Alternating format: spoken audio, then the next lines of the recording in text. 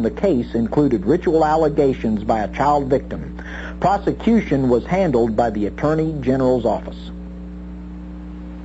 In March 1992, in Mansfield, Ohio, 2 teenage babysitters at the First Presbyterian Church were sent to prison for abusing children during church functions. Lawrence Rode, age 19, was sentenced to 14 years, and Scott Butner received from 5 to 10 years.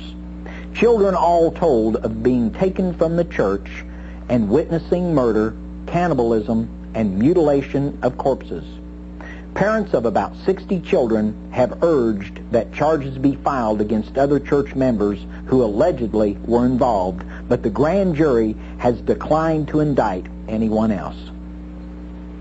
In April 1992, in Edmonton, North Carolina, Robert Kelly, owner of the Little Rascals Daycare Center, was found guilty on 99 out of 100 counts of sexual abuse and sentenced to 12 consecutive life terms. 12 children testified in court, and one young victim described how the perpetrators would pray, "Oh devil, destroy these children."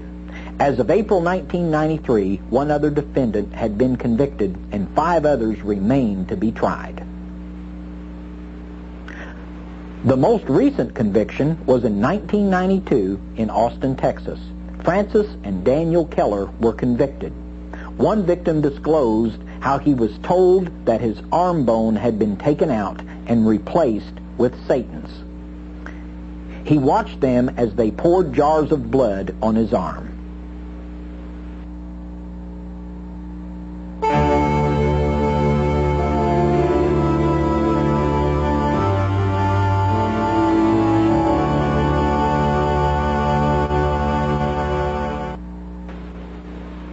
Ritual abuse, and more specifically, satanic ritual abuse in the name of false gods, does occur today, as these convictions prove. These cases represent only the tip of the iceberg.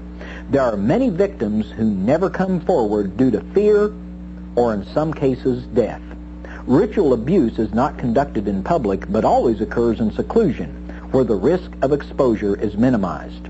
Those who have accidentally discovered rituals in remote areas have sometimes become victims themselves, and since ritual abuse participants are reluctant to testify against one another, many cases cannot be prosecuted because of a lack of sufficient evidence. I have become concerned with the recent criticism by those who would deny the very existence of SRA. This controversy has made it even more difficult for the victims of these satanic crimes to get help.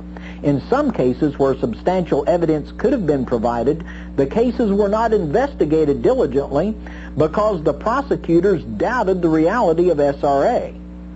Many times, prosecutors are reluctant to mention satanic elements of the crime when the case comes to trial, thinking that it will make conviction more difficult. Sometimes prosecutors and others in the criminal justice system are reluctant to do an adequate investigation in a particular case because they deny the existence of SRA. Their denial determines the course of the investigation, or rather, it prevents an adequate investigation from ever occurring. An excellent example of a law enforcement officer with this mindset is Ken V. Lanning. Lanning is a special supervisory agent assigned to the Behavioral Science Unit at the FBI Academy in Quantico, Virginia.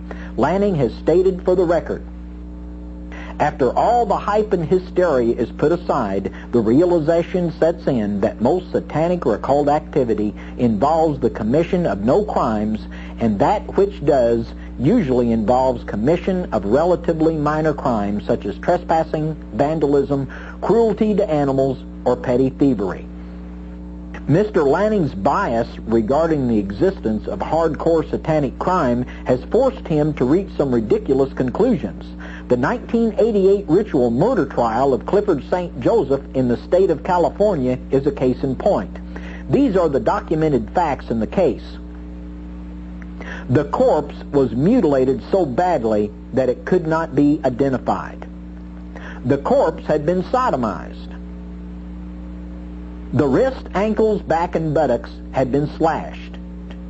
The testicles were mutilated. The blood had been drained from the body. The right eye had been removed and the eye socket filled with hot wax. A pentagram was carved into the chest of the victim. After reviewing the evidence, the FBI's Mr. Lanning determined that it was not a satanic murder, but a homosexually motivated sex crime. The bias of Mr. Lanning and some others is so extreme that one wonders what evidence would be required to convince them that satanic ritual abuse exists. The traditional belief that child molesters should be held responsible for their actions and that the victims are innocent is not accepted by some in our criminal justice system. They try to attribute part of the blame to the victim, minimizing the responsibility of the perpetrator for his actions. A case in point is provided again by Ken Lanning of the Federal Bureau of Investigation. Lanning wrote a chapter for the 1992 book on Satanism and ritual abuse called Out of Darkness. The book is currently published by Lexington Books. Lanning's chapter is entitled A Law Enforcement Perspective on Allegations of Ritual Abuse. In it, Lanning writes, "There is another myth that is still with us and is far less likely to be discussed. This is the myth of the victim as a completely innocent little girl walking down the street, minding her own business. It may be more important to dispel this myth than the myth of stranger danger, especially when talking about the sexual exploitation of children in child sex rings. Society seems to have a problem dealing with any sexual abuse case in which the offender is not completely bad or the victim is not completely good.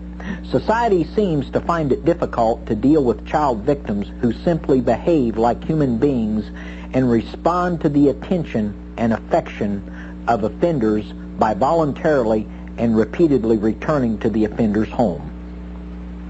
It confuses us to see the victims in child pornography giggling or laughing. At professional conferences on child sexual abuse, child prostitution is almost never discussed. It is the form of sexual victimization of children most unlike the stereotype of the innocent girl victim. Child prostitutes, by definition, participate in and often initiate their victimization. Furthermore, child prostitutes and the participants in child sex rings are frequently boys.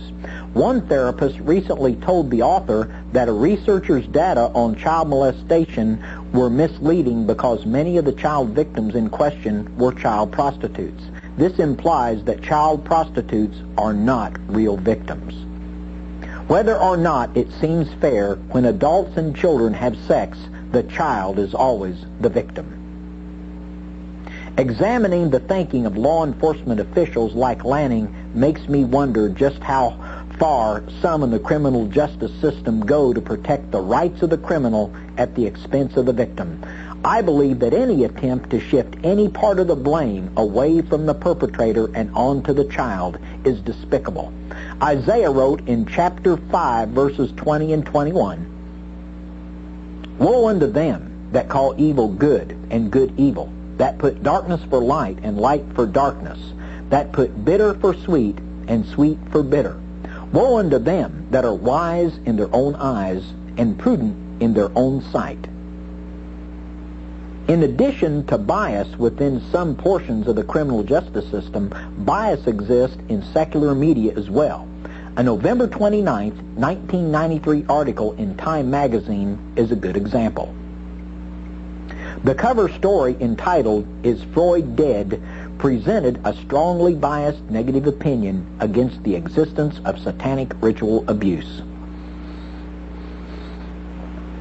The article contained the following: